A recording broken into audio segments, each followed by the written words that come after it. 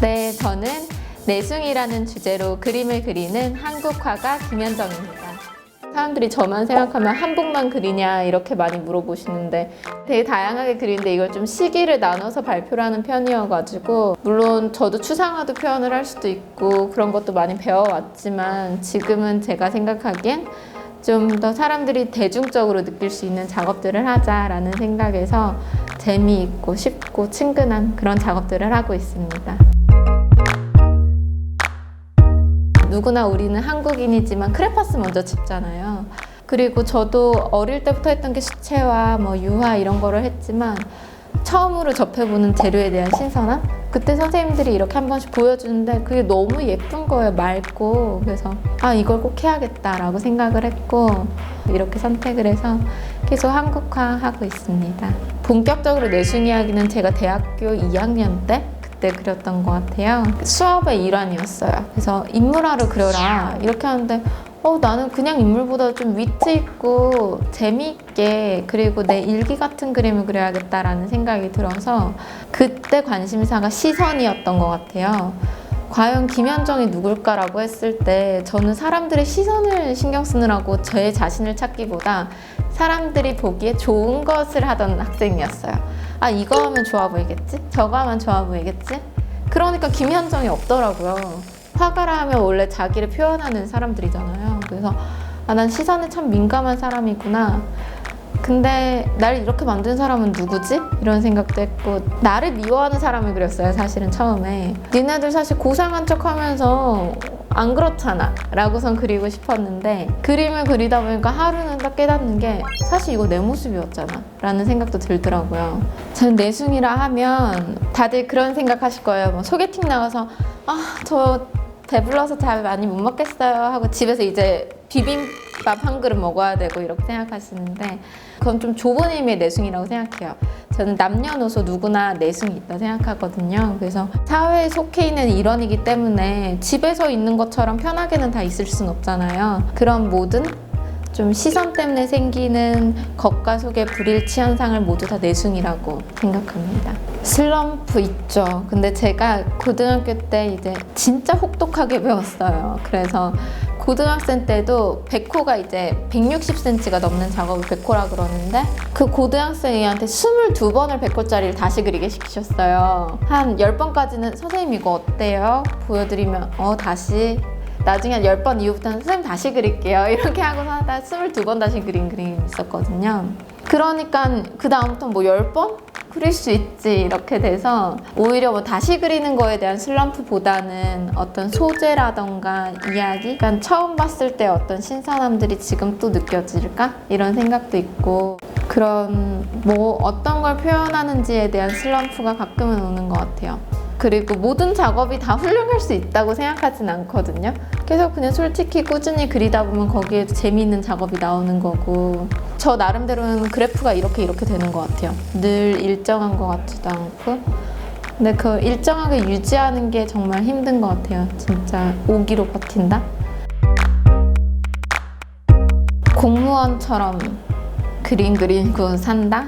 근데 주 5일이 아니라 주 7일 근무에 야근 수당은 없다? 이런 마음으로 살고 있어요. 9시 출근 해가지고 밥 시간도 딱 그 시간에 먹고 저녁 시간도 딱 그때 먹고 일정하게 계속 꾸준히 하려고 하는 스케줄을 유지하고 있어요. 엄청 도망가고 싶죠?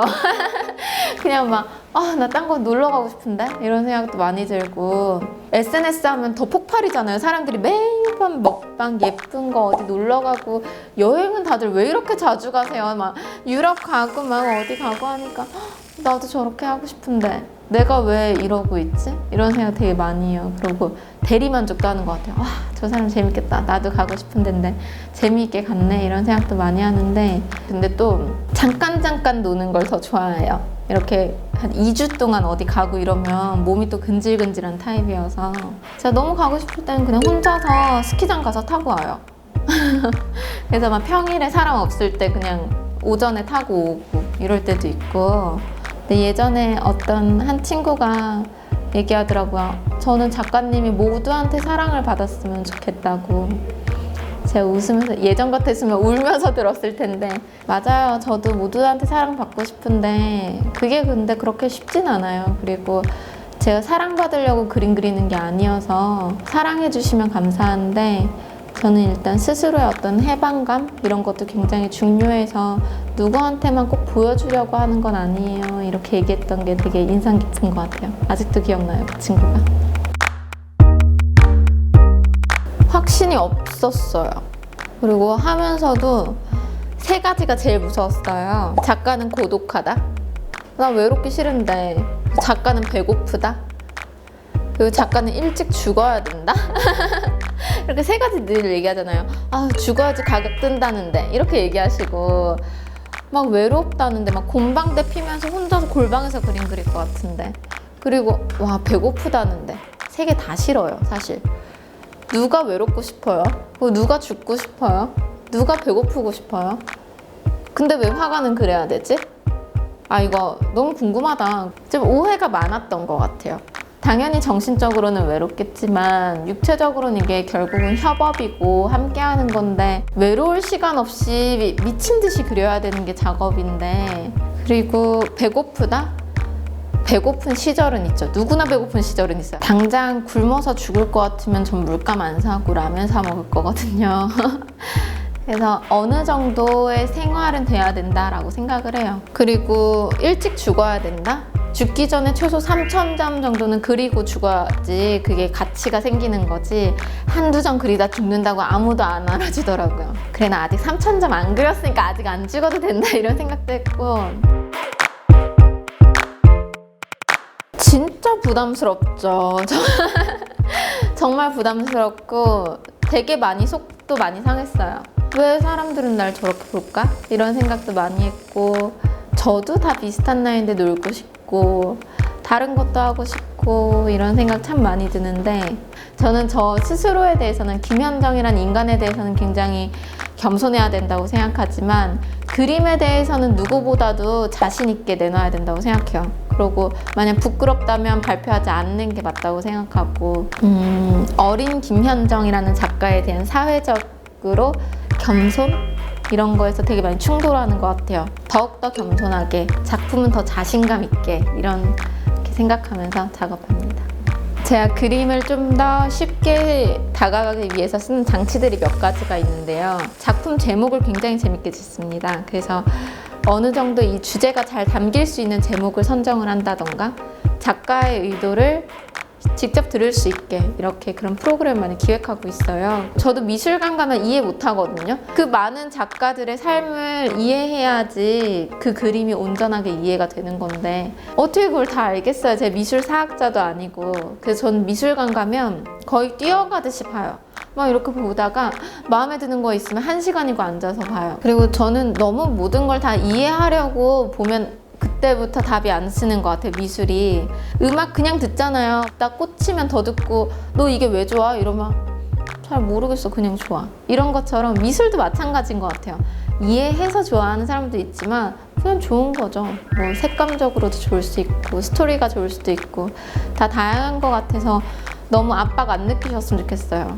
뭐 어떤 게 소재가 안 되고 되고는 없는 것 같아요. 다만 어떤 게 좀 더 자극적이고 안 자극적이고가 있는 거여서, 새로운 걸 뭐 인풋이 많으면 아웃풋도 많을 거다라는 생각에, 대신 일상적인 것을 날카롭게 보는 시선이 중요한 것 같아요. 뭐 라면 맨날 먹는데 이게 소재가 돼? 라고 생각할 수도 있고, 떡볶이, 우리 발에 채이는 게 떡볶이 집인데 라고 하지만 그게 귀한 것처럼 일상적인 것을 날카롭게 보는 시선, 그런 게 제일 중요한 것 같습니다. 저는 100% 후천이라고 생각해요. 제가 이전에는 학원 강사를 좀 오랫동안 해서 학부모님들과 상담을 참 많이 했는데, 내재되어 있는 자질도 중요하겠지만 아이가 호기심을 갖고 있는지 이 분야에 대해서, 그리고 끈기가 있는지, 이 두 가지만 있다면 뭐 그 분야에서 최고를 할 수 있다고 장담을 할 수는 없지만 중간 이상은 할 수 있다고 생각하거든요. 근데 호기심이 있고 본인이 즐거워야지 오랫동안 할 수 있는 것 같아서 그건 되게 유기적으로 연결이 돼 있는 것 같아요. 공부가 좋은 사람이 아니거든요. 필요하기 때문에 많이 하는 거고 뉴스 예전엔 진짜 보기도 싫었던 것 같아요. 근데 결과적으로 제가 봤을 때 화가란 그 시대상을 정말 잘 표현한 사람일수록 중요한 건데 그런 사람들이 정치, 경제 이런 사회에 관심이 없고서 어떤 걸 표현을 할 수 있겠어요? 진짜 많이 공부해야 되는 것 같아요. 화가를 꿈꾸는 미술학도일수록 미술 색채를 알고 잘 그리는 건 기본이라고 생각하고 사회 전반적인 모든 분야에 관심을 갖고 다만 끈기 있는 자세로 계속 접근해야 된다라고 생각해요. 도전하세요. 마치 노래방에서 노래 부르는 것처럼. 처음에 당연히 못 부르는데 자꾸 부르다 보면 잘 부르잖아요. 다 잘 부를 순 없지만 그 노래는 좀 자기 애창곡 한 곡씩 있으신 것처럼 잘 그릴 때까지 그리세요.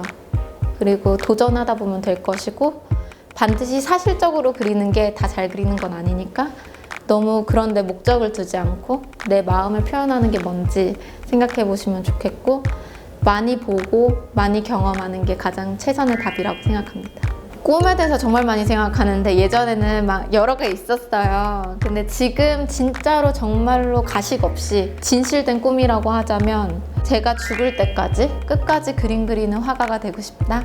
그게 제 꿈입니다.